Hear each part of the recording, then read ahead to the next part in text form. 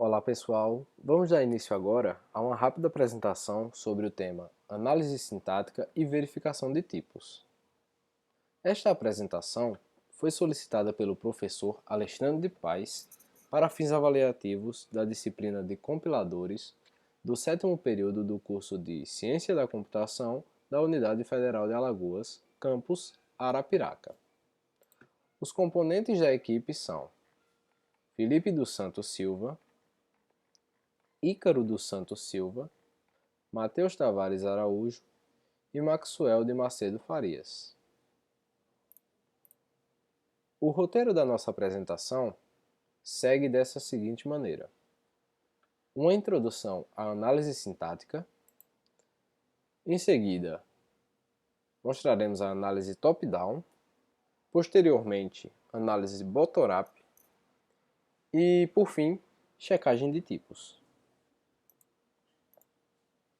Eu sou Matheus e vou falar agora um pouco sobre a análise sintática. O que é a análise sintática? A análise sintática constitui a segunda fase de um tradutor do processo de construção de um compilador. A sua função é verificar se as construções usadas no programa estão gramaticalmente corretas. Normalmente, as estruturas sintáticas válidas são especificadas através de uma gramática livre de contexto, uma GLC.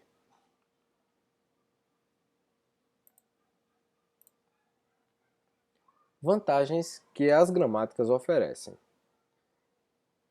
especificação precisa e fácil e revela ambiguidades. Quando as gramáticas são bem projetadas, elas conseguem fazer uma tradução correta do programa-fonte e também fazer uma boa detecção de erros. O papel de um analisador sintático, parser. O analisador, ou reconhecedor sintático, também chamado de parser, recebe do analisador léxico a sequência de tokens que constitui uma sentença e, após fazer a verificação, gera como um resultado uma árvore de derivação para a sentença S, se a sentença for válida. Caso não, o analisador emite uma mensagem de erro. Dada uma linguagem livre de contexto G, por exemplo, em uma sentença do programa-fonte S, o objetivo do analisador sintático é verificar se S pertence à linguagem gerada pela gramática G. Um analisador deve ser projetado de modo que possa prosseguir na análise até o fim do programa, mesmo que encontre erros no texto-fonte. Há duas estratégias básicas para a análise sintática, que são a estratégia top-down e a estratégia bottom-up. Ambas serão discutidas posteriormente ainda nesta apresentação. Tipos de erro. No processo de construção de um compilador, existem vários tipos de erros que podem surgir. Alguns deles são erros léxicos, que, por exemplo, ao errar a grafia de um identificador, ou palavra-chave, ou então um operador. Também há erros sintáticos, em relação à expressão aritmética com parênteses não balanceados. Erros semânticos, que são quando a atribuição de operador a operandos incompatíveis. E também existem os erros lógicos, por exemplo, chamadas infinitamente recursivas. Tratamento de erros sintáticos. Boa parte da detecção e recuperação de erros se encontra na análise sintática. Algumas das tarefas de um tratador de erros em um analisador sintático são revelar a presença de erros, recuperar-se dos erros rapidamente para poder detectar erros subsequentes e também a preocupação com o não retardo. Tratamento de erros sintáticos. Como deveria então um tratador de erros reportar a presença de um erro. No mínimo, esse tratador tem de informar o local do erro, ou imprimir a linha, ou emitir uma mensagem para que o erro possa ser tratado. Há algumas estratégias de recuperação de erros, como por exemplo, mobilidade de desespero,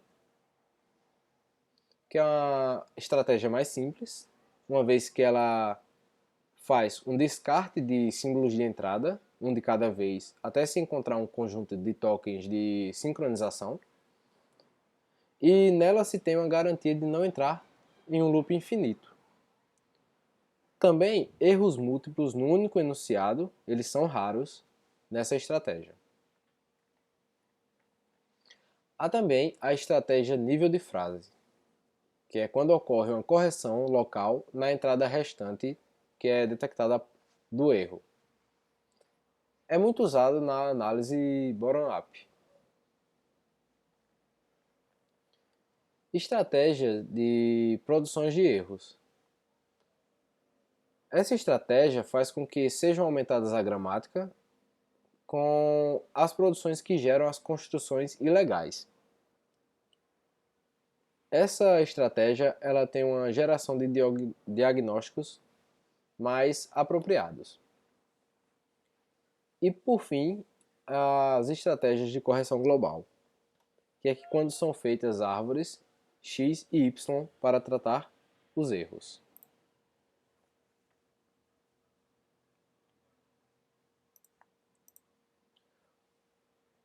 Quanto às GLCs, uma gramática ela é livre do contexto quando é qualquer gramática cujas produções são da forma A gerando T, A. A denominação livre do contexto ela deriva do fato de o não terminal A poder ser substituído por A minúsculo em qualquer contexto, isto é, sem depender, livre de qualquer análise dos símbolos que sucedem ou a antecedem, no caso A maiúsculo, na forma sequencial em questão. Isso não acontece nas gramáticas sensíveis ao contexto, que têm por suas produções na forma A, então beta. Para dar continuidade a essa apresentação, falaremos sobre análise top-down.